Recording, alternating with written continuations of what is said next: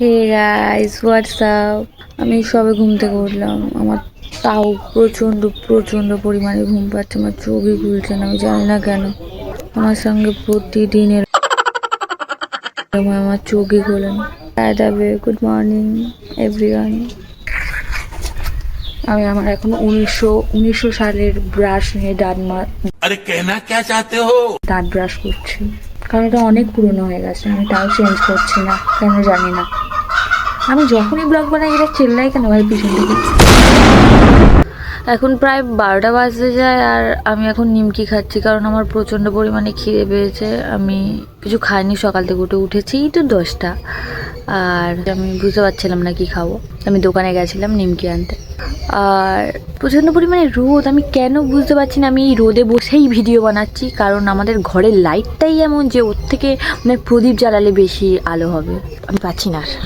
মানে এটা সত্যি কথা, আমি ঘরের ভিতর ভিডিও বানাতে পারবো না, কারণ ঘরের ভিতর ভিডিও কোয়ালিটি খারাপ আসবে, এটাই আসল কথা। আর আমি রোদে দাঁড়িয়েই ভিডিও বানাবো, তাও আমার মাথা ঘুরে যাক, যাই হোক। মানে আমি চাইছি কদিন ধরে যে আমার শরীর হাইড্রেট থাকুক, আমি জল খাই বেশি বেশি করে, কিন্তু আমি তাও খাচ্ছি না। আমি জানি না কেন খাচ্ছি না, আমার কল টানলেই জল পড়ে, কিন্তু আমি তাও খাচ্ছি না, জানি না কেন। মনে হচ্ছে আমি পরের প্রজন্মের জন্য, পৃথিবীর সব মানুষজনদের জন্য জল বাঁচাবো, আমি এমন করে করে জল খাই, মাথা ঘুরছে খুব।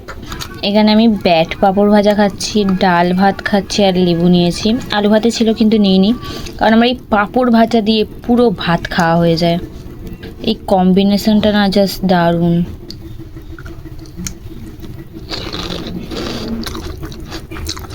সরি, এখানে দেখতে হবে।